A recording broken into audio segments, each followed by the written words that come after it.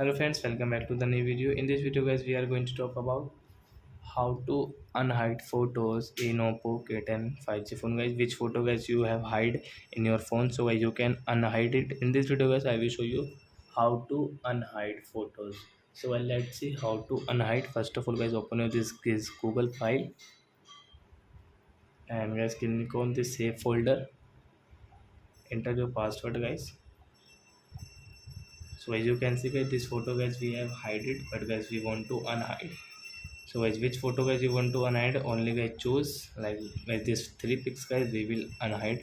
Guys click on this three dot and guys move out to save folder guys, you can see, then guys click here. So this photo will unhide and guys you can see this photo here.